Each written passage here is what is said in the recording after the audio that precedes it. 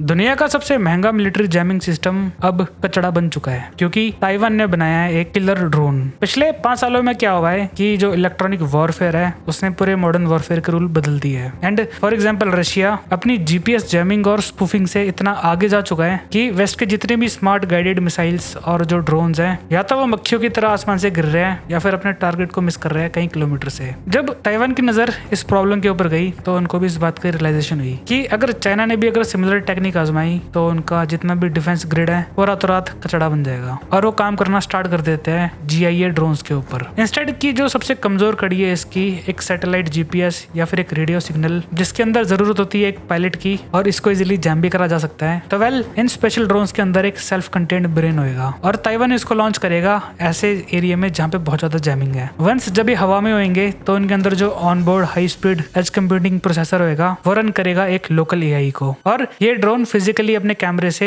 जितना भी डाटा होएगा उसको प्रोसेस करेगा एंड मैच करेगा उसके अंदर ऑलरेडी प्रीलोडेड सैटेलाइट मैप्स के साथ एंड खुद ही कैलकुलेट करेगा उस जगह की exact location. And the best part ये सब होएगा बिना किसी सिग्नल को भेज के या फिर रिसीव करके। And here things gets very interesting. इसके अंदर एक एल्गोरिदम का इस्तेमाल करा जा रहा है जिसको बोलते हैं ghost target memory loop. In case अगर इसका सामना चाइना के किसी टैंक या फिर वॉरशिप से हो जाए एंड वो छुपने के लिए एक स्मोक स्क्रीन को डिप्लॉय कर दे तो ये क्या करेगा ऑन बॉर्ड ही इसका जो एआई है वो कैलकुलेट करेगा कि इसकी जो नेक्स्ट लोकेशन जो इसका नेक्स्ट प्लानिंग होएगा वो क्या होगा एग्जैक्टली एंड उसको एक्सट्रापोलेट करके ऑन द गो एक और नई स्ट्रेटजी बना सकता है बिना पायलट से पूछे। For more military content like this subscribe the Prince.